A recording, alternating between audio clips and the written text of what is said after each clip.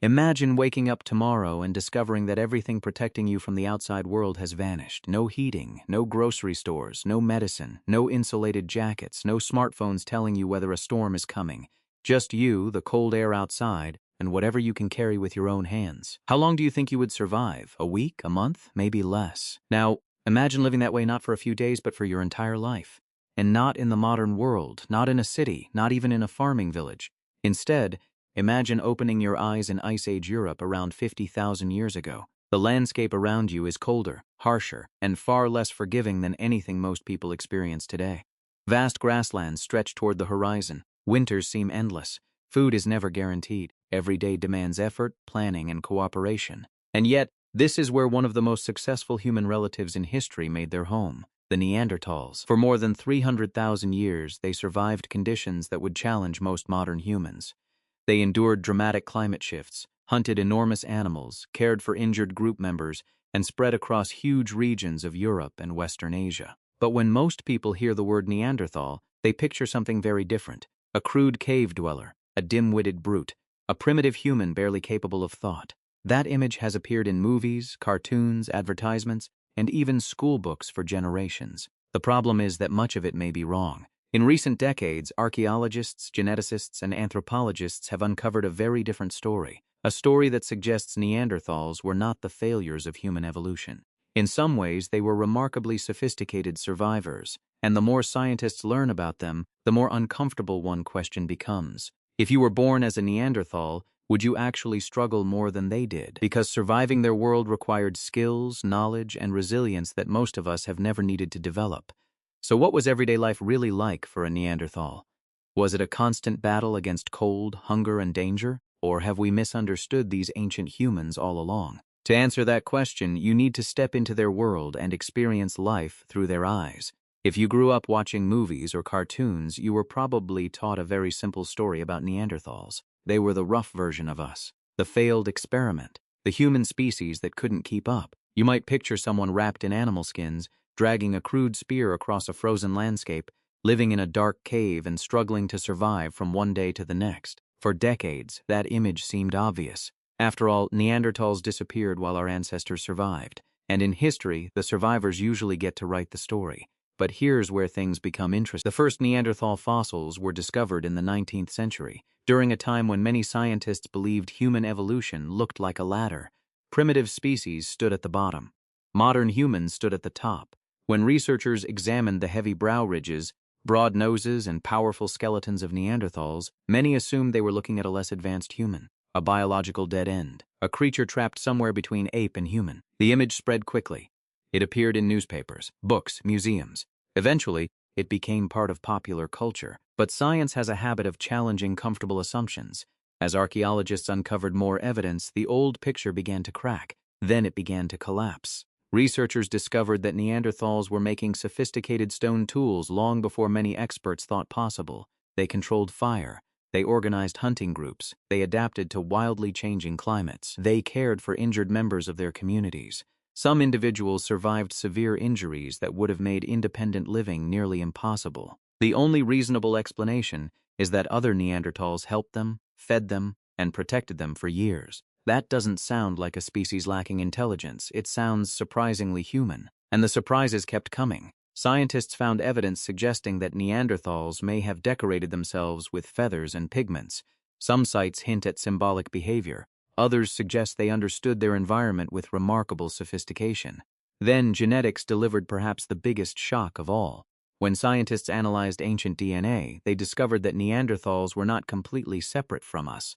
In fact, many people alive today still carry traces of Neanderthal DNA inside their bodies, which means the story is not simply about them. It is also about you. A small part of their legacy may still influence how your immune system works, how your body responds to certain environments, and countless other biological processes that researchers are still trying to understand. Suddenly, Neanderthals no longer look like distant strangers.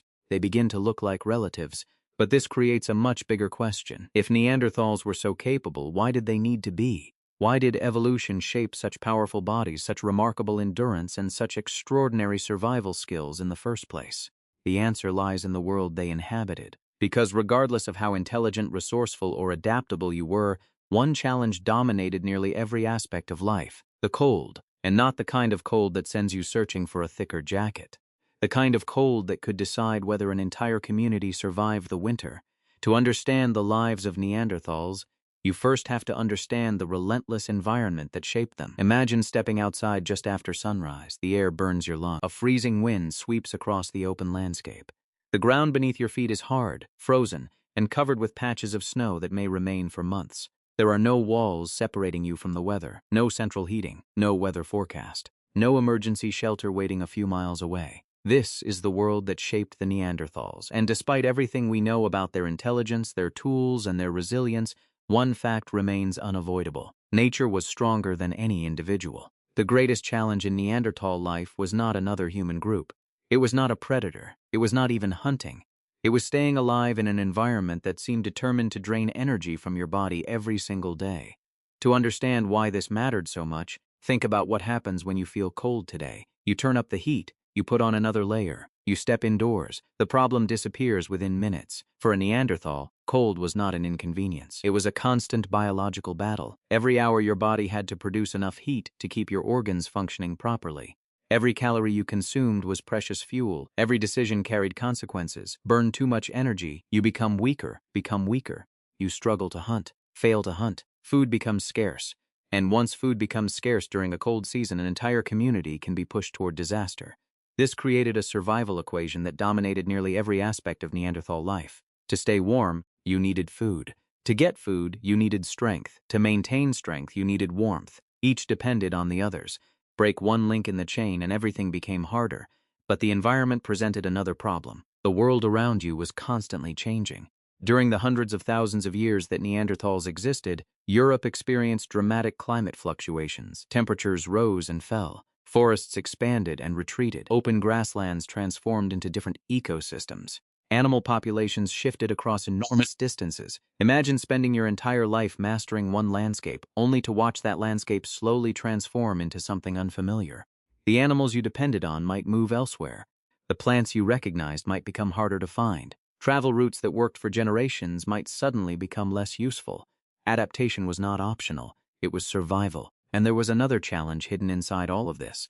Food was never sitting still. Large Ice Age animals wandered across huge territories. Herds could disappear beyond the horizon for weeks or even months. Unlike modern humans, who can simply visit a supermarket whenever supplies run low, Neanderthals had to predict movement patterns, understand seasonal changes, and coordinate with others long before a hunt began. A single successful hunt could provide enormous rewards. A failed one could waste precious energy that could not easily be replaced. The margin for error was often small. But here is what makes the story remarkable. Neanderthals were not merely surviving these conditions. For hundreds of thousands of years, they were thriving within them, which means they must have developed solutions, sophisticated solutions that allowed them to endure winters, track migrating animals, protect their families, and maintain communities in one of the most demanding environments humans have ever inhabited. And this is where the story becomes truly fascinating. Because the Neanderthal response to these challenges was not based on brute strength alone.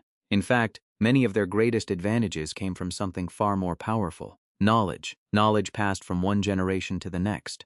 Knowledge about fire, about clothing, about shelter, about cooperation, and about a landscape that could be both generous and unforgiving. The cold may have been the problem, but what Neanderthals did next is what allowed them to survive for hundreds of thousands of years. And their first solution may be the most important survival technology ever discovered by any human species. That technology was fire. Today, fire feels ordinary. You press a button on a stove, light a candle, turn on a heater. You rarely think about what life would look like without it. For a Neanderthal, however, fire was not merely useful. It was the thin line between comfort and suffering, between safety and exposure, perhaps even between survival and extinction. Imagine the end of a winter day. The sun disappears behind the horizon. Temperatures begin to fall rapidly. The wind grows sharper. Darkness spreads across the landscape. Without fire, your body immediately starts losing heat. Your food becomes harder to digest efficiently. Predators become more difficult to detect. The night suddenly becomes much longer. Archaeological evidence shows that Neanderthals repeatedly used fire across many regions for thousands of generations. But this wasn't simply about staying warm. Fire transformed nearly every aspect of life. Cooked food provided more usable energy. Heat extended activity into the evening, smoke discouraged certain animals from approaching, light allowed social interaction long after sunset. A fire was more than a tool, it was the center of the community, and perhaps something else happened around those flames. Stories, knowledge, experience, lessons passed from older generations to younger ones. The very foundations of culture may have been strengthened by countless evenings spent around glowing embers. But fire alone could not solve the problem, because warmth disappears the moment you leave it. And every morning, Neanderthals still had to step back into the cold. So they developed another solution. They transformed animal skins into portable shelter. Imagine bringing down a large animal after a difficult hunt. Most people think only about the meat. But for Neanderthals, every part mattered. The hide could become protection against wind. The fur could help trap body heat. Tendons could be used for bindings. Bones could serve practical purposes long after the hunt ended. Nothing was wasted if it could improve survival. Researchers still debate exactly how sophisticated Neanderthal clothing was. Animal skins rarely survive tens of thousands of years, but the evidence suggests they almost certainly used hides extensively, and it would have been difficult to survive Ice Age winters without them. The image many people carry of nearly naked cave dwellers wandering through snow simply does not fit the realities of the environment. The climate itself argues against it. But even warm clothing had limits, because eventually you need somewhere to rest, somewhere protected from wind, snow, and rain. And this leads to another common misconception. Many people believe Neanderthals spent their entire lives living inside caves. The reality appears far more complex. Yes, caves were sometimes used. They offered natural protection and stable temperatures. But caves were not available everywhere, and Neanderthals occupied enormous territories. In many regions, they had to create their own shelters. Archaeological sites reveal evidence of temporary camps, organized living spaces, and structures that helped reduce exposure to the elements. In other words, Neanderthals were not simply hiding from nature. They were actively engineering solutions to it. They understood the landscape. They selected locations carefully. They positioned themselves near resources. They adapted to changing conditions. And this brings us to another challenge. Perhaps the most dangerous challenge of all, food, because no amount of fire, clothing, or shelter could help if there was nothing to eat. Imagine waking up after several days with limited food. Your energy is dropping, the weather is cold.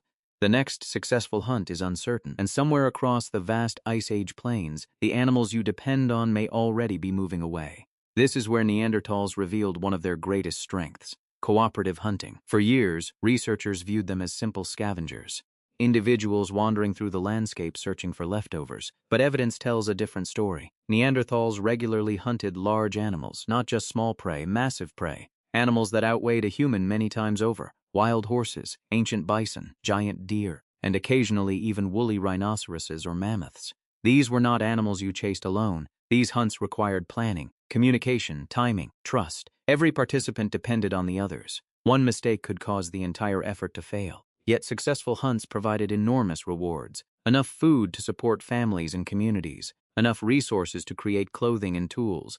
Enough energy to survive another stretch of winter. But here is the detail that surprises many scientists. The skeletons of Neanderthals often show signs of injuries, broken bones, healed fractures, evidence of physically demanding lives. Some researchers have compared the pattern of these injuries to those seen in modern rodeo athletes, people who regularly interact with large and powerful animals at close range. This suggests that Neanderthal hunting was not only effective, it was often dangerous, yet they continued doing it for thousands of generations, because they had no alternative. And despite all these impressive adaptations, there was one survival tool even more important than fire, more important than clothing, more important than hunting, something that no individual could create alone. Each time archaeologists uncover new evidence, this truth becomes clearer. Neanderthals survived because they survived together, and that may be the most surprising discovery of all. For generations, Neanderthals were portrayed as solitary figures, a lone hunter standing against the wilderness, a primitive individual relying only on strength.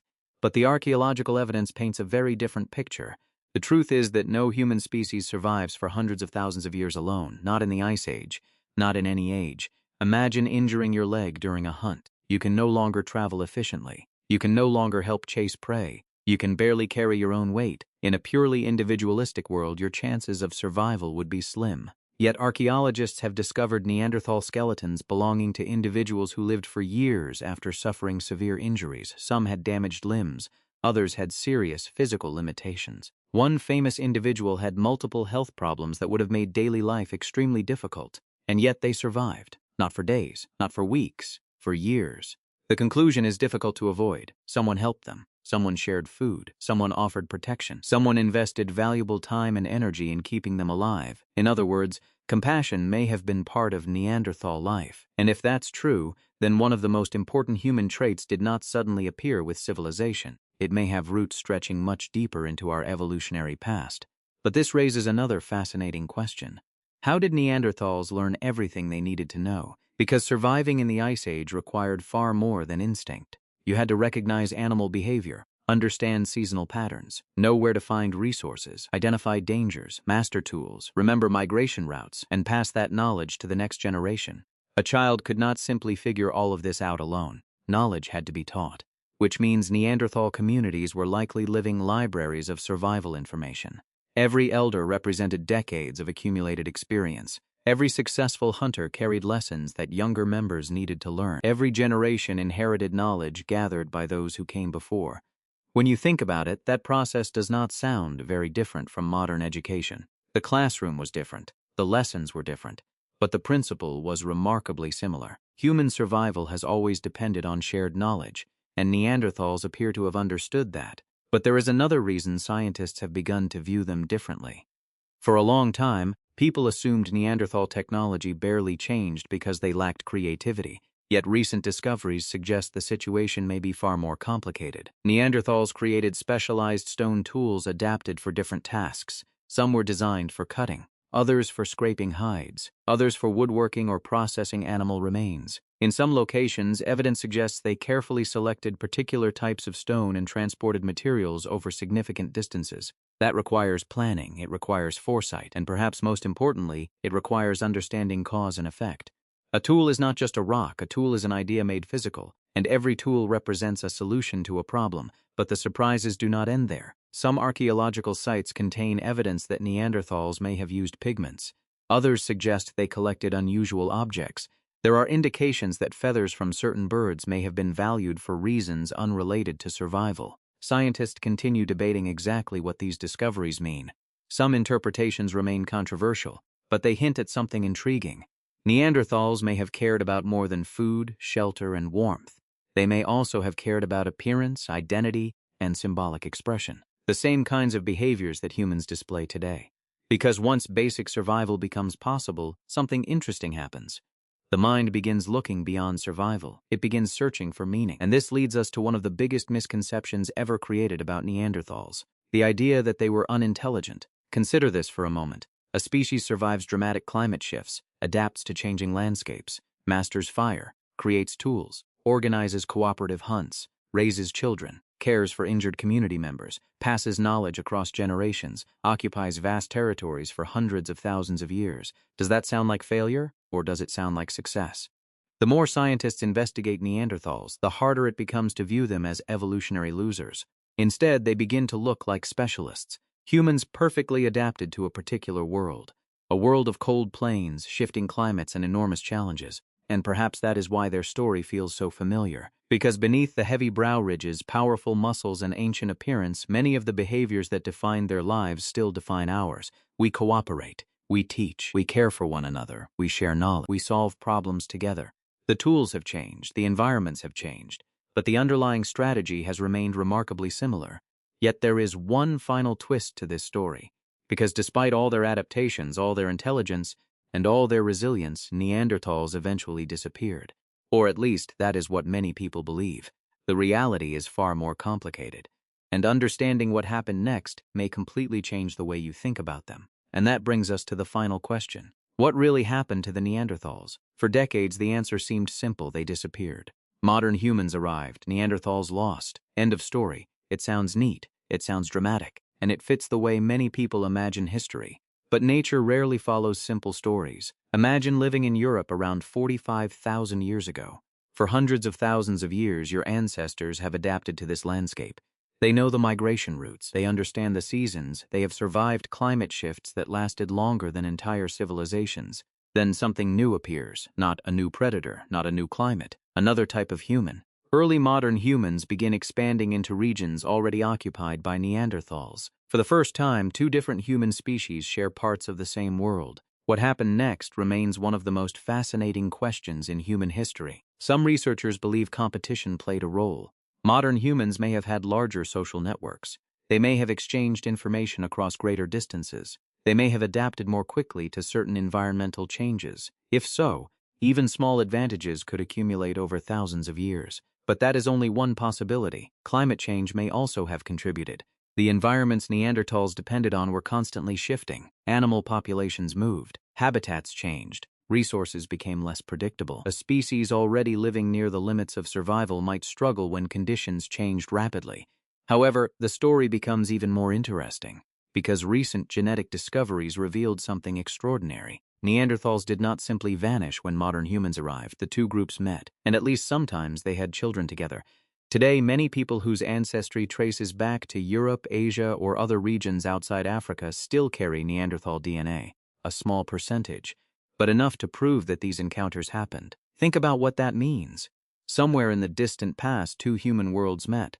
Not every encounter would have been friendly. Not every encounter would have been hostile, but some encounters led to families, and the genetic evidence of those families is still present tens of thousands of years later. In a very real sense, Neanderthals are not entirely gone. Part of their story continues inside millions of people alive today. The old image of complete extinction suddenly becomes harder to defend. Perhaps a portion of the Neanderthal population was absorbed into growing modern human populations. Perhaps multiple factors work together: climate, competition, small population sizes, interbreeding. Most scientists believe the answer is likely a combination rather than a single cause. And that uncertainty is important, because science is not a collection of perfect answers. It is an ongoing process of discovery. Each new fossil, each archaeological site, each genetic breakthrough adds another piece to the puzzle. And every time a new piece appears, Neanderthals seem less like primitive strangers and more like familiar relatives. Which brings us back to the question we started with. Was life as a Neanderthal truly as frightening as we imagine? In some ways, yes, the environment was harsh. Food was uncertain, injuries were common, every season demanded resilience. Most modern people would find that world incredibly challenging. But that is only half the story. Because when we picture Neanderthals, we often focus on the dangers surrounding them. We rarely focus on the abilities that allowed them to overcome those dangers. Their intelligence, their cooperation, their adaptability, their persistence, their capacity to care for one another. The qualities that helped them survive were not so different from the qualities that help humans survive today. The technologies have changed. The cities have changed. The world itself has changed. Yet many of the behaviors that carried Neanderthals through the Ice Age still shape our lives every day. And perhaps that is the most remarkable lesson of all. You are not separated from the people of the distant past by an unbridgeable gap. You are connected to them through an unbroken chain of survival stretching back hundreds of thousands of years. Every warm home, every shared meal, every lesson passed from one generation to the next, every act of cooperation. These are not modern inventions. They are ancient human strategies. Strategies refined long before recorded history, long before civilization, long before anyone wrote a single word. The next time you turn on a heater during winter, pull on a warm jacket, or gather with family and friends around a table, remember something. You did not invent those instincts, you inherited them from countless generations who faced cold, uncertainty, and challenge and found ways to survive anyway. Among them were the Neanderthals, not monsters, not failures, not evolutionary mistakes, but humans of another kind living in a different world whose story is still quietly living inside ours. If you enjoyed this journey into humanity's deep past, don't forget to subscribe to Duck's Psychology, where every video uncovers another chapter in the incredible story of how humans survived, adapted, and became who we are today. And before you go, take a moment to think about this. If you had been born 50,000 years ago into a Neanderthal community, with no electricity, no supermarkets, no medicine, and no modern technology, how long do you think you would survive? A year? A season? Or perhaps only a few days? Let us know your answer in the comments below. I'd love to hear what you think. And if stories like this make you see humanity's past in a completely new way, be sure to subscribe to Duck Psychology. Here, we explore the forgotten lives of our ancestors, the mysteries of human evolution, the challenges of the Ice Age, and the incredible survival strategies that shaped the modern world. Because the story of prehistory is not just about ancient humans, it's the story of how you became you. Subscribe to Duck Psychology and join us on the next journey into humanity's deepest past.